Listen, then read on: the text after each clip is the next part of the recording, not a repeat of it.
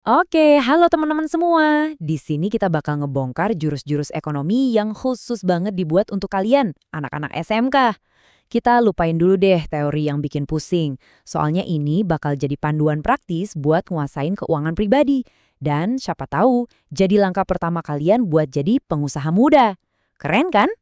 Coba ngaku deh, dua pertanyaan ini pasti sering banget mampir di kepala ya kan? Rasanya uang saku tuh kayak cepet banget ilangnya, tapi di sisi lain ada mimpi gede buat bisa mandiri, mungkin pengen banget buka usaha sendiri. Nah, kalau kamu ngerasain ini, selamat, itu tandanya jiwa wira usaha kamu udah mulai nyala tuh. Eits, tapi tenang aja, semua kegalauan itu ada solusinya kok. Kalian sebenarnya cuma butuh beberapa jurus ekonomi yang pas buat ngubah kebingungan jadi sebuah tindakan nyata. Yuk kita bedah satu-satu bareng-bareng, siap-siap jadi lebih melek finansial ya. Oke, pertama-tama, kita mesti paham dulu nih aturan mainnya. Di dunia ekonomi, semua tindakan kita tuh dasarnya ada dua, motif dan prinsip. Gampangnya, ini tuh soal kenapa dan gimana kita ngelakuin sesuatu yang ada hubungannya sama duit dan sumber daya. Intinya gini, perilaku ekonomi itu ya soal gimana kita bikin pilihan. Tiap hari, kita semua kan punya sumber daya yang terbatas. Entah itu uang saku, waktu, atau tenaga. Nah, pas kamu milih antara nongkrong sama teman atau ngerjain kerjaan sampingan, itu, itu udah contoh perilaku ekonomi. Nah, di slide ini ada dua pilar utamanya. Pertama ada motif. Ini tuh alasannya. Kamu nabung, mungkin motifnya ya biar untung. Atau bisa juga motif sosial, misalnya buat bantu teman. Terus yang kedua ada prinsip. Ini caranya. Prinsip itu soal gimana caranya dapat hasil paling maksimal dengan pengorbanan sekecil mungkin. Contohnya, ya kayak nyari laptop spek dewa dengan harga paling miring. Itu prinsip ekonomi banget. Lanjut ya. Pernah kepikiran nggak? Gimana ceritanya? Sebuah produk bisa sampai ke tangan kita. Asalnya dari mana coba? Ternyata, semua barang yang kita pakai itu ngelewatin sebuah alur yang rapi banget. Dari pabrik sampai akhirnya masuk ke keranjang belanja kita. Alurnya itu ada 3 tahap utama. Pertama, produksi. Ini pas barangnya dibuat atau nilainya ditambah. Terus, distribusi. Ini proses nganterin barang dari produsen ke kita, para konsumen. Dan yang terakhir, konsumsi. Nah, disinilah peran kita, waktu kita beli dan pakai barang itu. Simple kan? Terus, di mana sih semua kegiatan tadi itu ketemu? Jawabannya di pasar. Anggap aja pasar itu kayak sebuah arena, tempat di mana kekuatan penjual dan pembeli saling adu buat nentuin harga suatu barang. Kalau dari sisi kita sebagai pembeli, ada yang namanya permintaan atau demand. Logikanya gampang banget. Bayangin kalau harga sepatu incaran kamu tiba-tiba naik 2 kali lipat.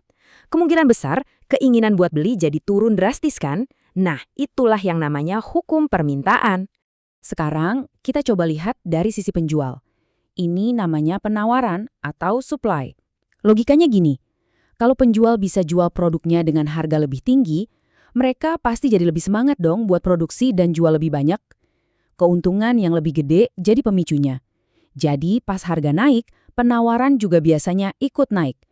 Nah, ini dia yang paling relevan buat kita sekarang. Pasar itu udah berevolusi. Udah bukan lagi cuma toko fisik di pinggir jalan.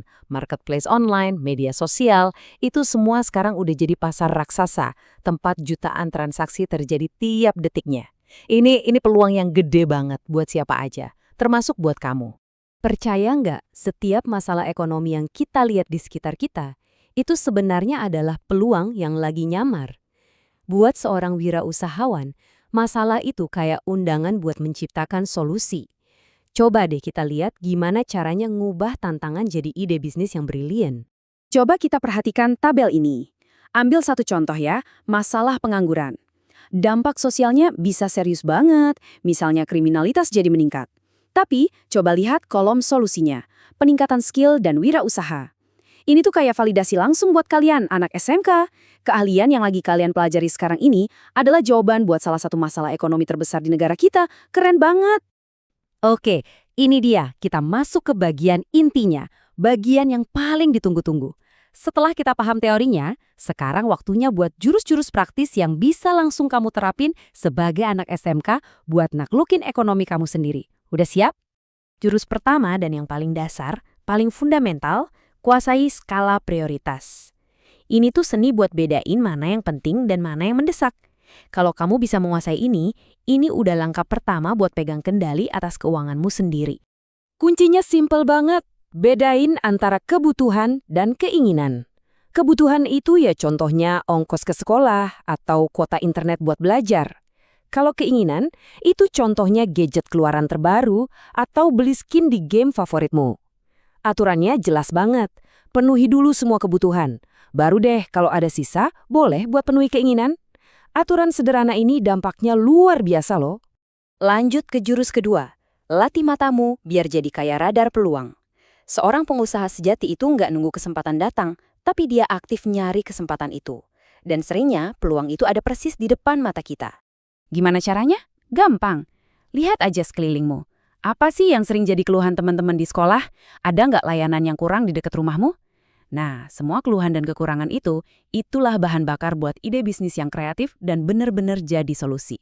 Dan ini dia jurus pamungkasnya. Manfaatkan kekuatan ekonomi digital. Smartphone yang ada di genggamanmu itu bukan cuma buat hiburan loh. Itu adalah alat bisnis yang super ampuh. Kalian ini kan generasi yang emang udah melek media sosial dari lahir. Gunakan keahlian alami kalian itu buat pemasaran.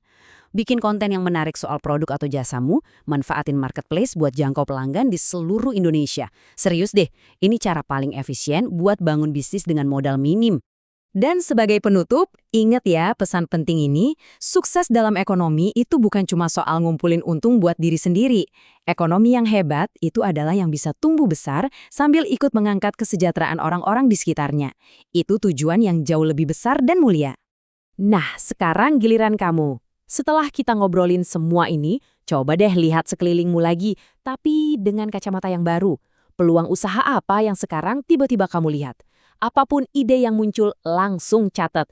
Karena ide kecil hari ini bisa jadi awal dari perjalanan besar kamu di masa depan. Terima kasih banyak udah menyimak.